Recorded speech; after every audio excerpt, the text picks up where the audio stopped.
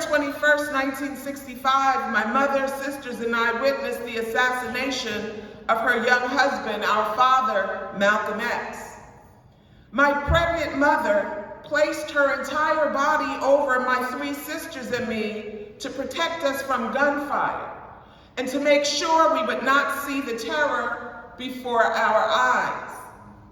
Just a week prior, they lay in bed together as husband and wife when a firebomb was thrown in the nursery of our home where their young babies, my sisters and I, lay asleep.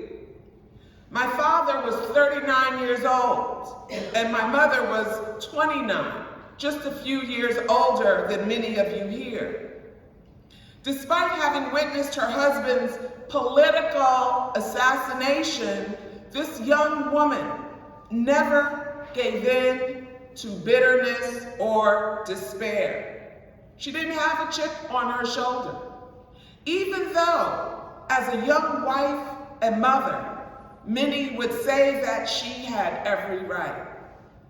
Had my mother become a victim after enduring such tragedies, I'd not be standing here with you today. The Malcolm you learned about in your youth is not the Malcolm we've come to know in his truth.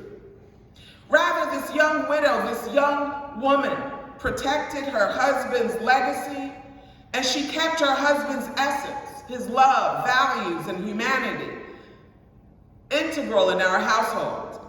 She did not want their 6 daughters to suffer from the abrupt loss of our father's physical presence and love. My mother had 6 daughters, and we know how challenging it may be to raise one child.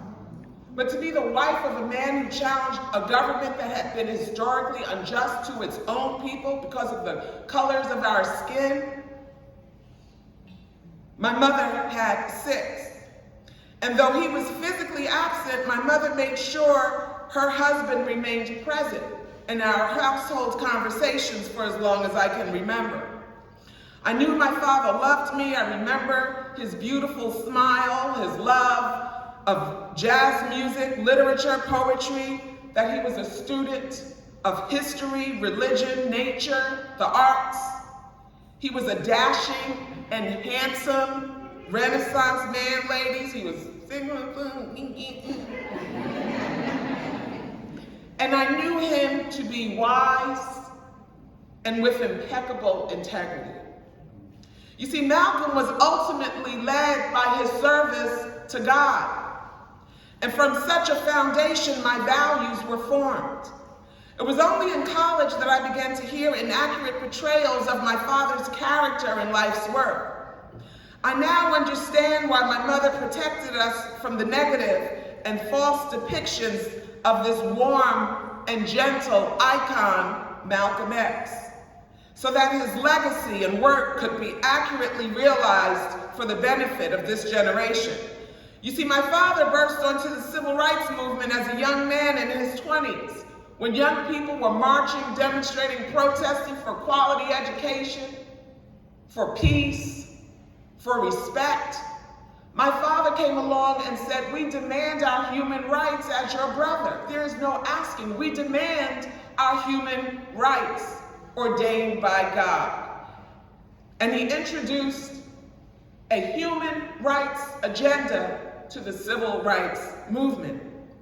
The climate in America was antithetical to the humanity of Black and brown Americans who lived in constant terror, traumatized and destitute, without protection or hope from their own country.